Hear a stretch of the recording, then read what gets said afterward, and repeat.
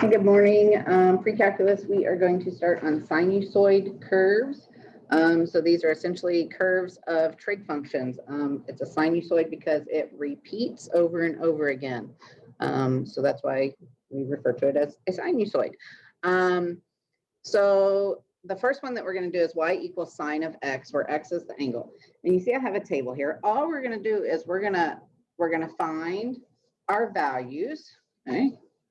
So for when x is 0, okay, so our angle is 0. Our sine, remember, is our y value. So our y is going to be 0. Okay.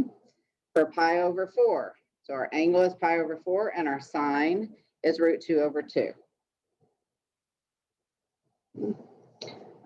So for the next one, pi over 2, our sine is 1. And then we're going to do the same thing for pi. So for pi, our sine or our y value is 0. Okay, 3 pi over 2, we get -1. And then back to 2 pi, we get 0. Okay. For now, all we're going to do is we're going to graph this. So we're going to start by graphing 0, 0. Pi over 4 and root 2 over 2. And I think that's at approximately 0.4. Okay, so, and really we won't usually graph this pi over 4, but I'm just doing it to show you guys. So pi over 2 is going to be 1. Okay. Then we have pi, which is 0, 3 pi over 2, which is -1, and 2 pi, which is 0. Okay, so you've got this curve. Okay. So this curve repeats over and over again. So the sine function is considered to be an odd function, and it's symmetrical about the origin. So if you rotate it around the origin, it's going to look the same. So what we need to do, and what that means is we'll flip it and reflect it. Okay. All right. So what we need to look at are a couple of things. The first thing we need to look at is where this thing starts and finishes. Okay, so it starts at 0 and it ends at 2 pi. Okay, so that's one full cycle or period, okay, of your sine curve. Okay, so your period for your sine curve is 2 pi. Okay, that's where it starts repeating. This is a parent function. You're going to want to memorize it. You're going to want to memorize what this looks like so you don't have to go in and do a table every single time. Okay. The same with cosine. So let's take a look at cosine. So y equals cosine of x, where x is the angle. So same thing.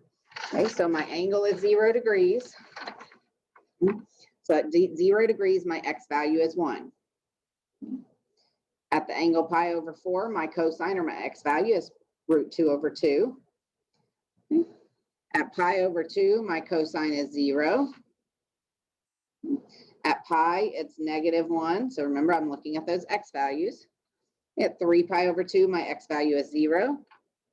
And at 2 pi, my x value is 1. Or sorry, my y value, my function value, my x, my cosine is 1. Okay? So don't get confused that I was saying x there. Okay, so remember, I'm looking for my cosine, which is my x in my coordinate. Okay. All right, so now I'm going to go on ahead and graph this one. So it's going to be 0, 1. And then once again, we don't usually graph pi over 4 and root 2, but just to show you guys. So then we have 0. Okay, at pi, it's -1. Then at 3 pi over 2, and then at 2 pi. So this graph looks like this. So the same with our sine curve, it repeats every 2 pi. So our period is 2 pi, and that's when it repeats.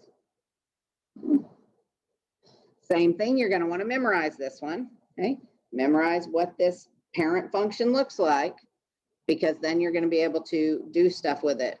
Because we're going to be switching and moving it around and doing all sorts of stuff. Okay, now the cosine function is an even function, and that means it's symmetrical about the y-axis. All right, so we're going to go ahead and we're going to graph this graph on our calculators, and we're going to see what happens. The very first thing you need to do is you need to go into radians mode, okay, because we are using radians when we are graphing, usually, our sine curves. Okay, there's sometimes when you won't be, but for the most part. So now I'm just going to go in and I'm going to graph 2 sine x. And I'm going to hit graph.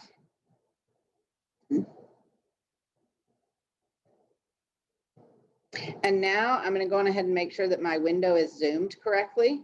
Okay, so I'm going to hit zoom and I'm going to zoom 7 for zoom trig, because that's going to show us the correct scale, a left and right, and the correct scale up and down. All right, so if we had our original, well, I guess we can go on ahead and graph this. So this is going to be 0. This is going to be pi over 2, and pi over 2 is up at 2. Pi is at 0. 3 pi over 2 is negative. Okay.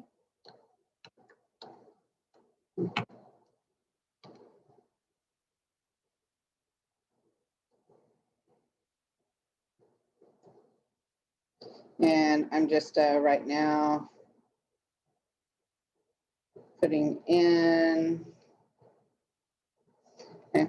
So here I just changed my table, okay, so that it would start at 0. And then here I put in pi divided by 4. Okay, I could do pi divided by 2 if I want. And then I went to my table. So now it's just giving me these values. Okay. So all I'm doing here is really, I'm just tracing my graph. Okay. So now I'm just starting over. Okay, so here's one period of my graph.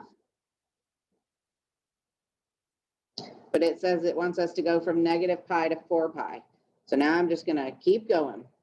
Now it's going to go up to 2, down to 0, down to negative 2, and back. And the same thing here. It's going to go down and then back. All right. So something happened there. That was not our parent function, right? So this one and this one had something different. Hopefully you notice that this one went to 2 and this one went to 1. Okay. Well, remember this little thing right here.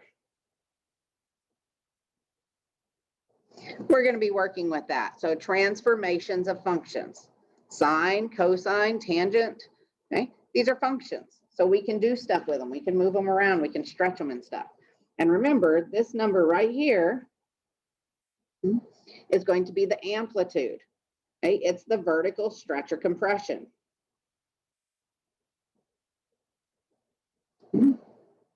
So what this says is it says the amplitude, that's our vertical stretch or compression, of y equals a sine of x, and a cosine of x represents half the distance between the maximum and minimum values. And it's given by, it's the absolute value of whatever this a is. So they're including that negative sign. But remember, I've always told you guys to include that separate anyways, because that's really a reflection. Okay. So this right here, our amplitude, is the distance from there to there. The distance from there to there. Okay, the distance. In other words, it's our vertical stretch or compression of this thing. Okay. So if I'm looking at this problem, A equals 3 here. So my amplitude equals 3. In this problem, A equals 2. So my amplitude equals 2.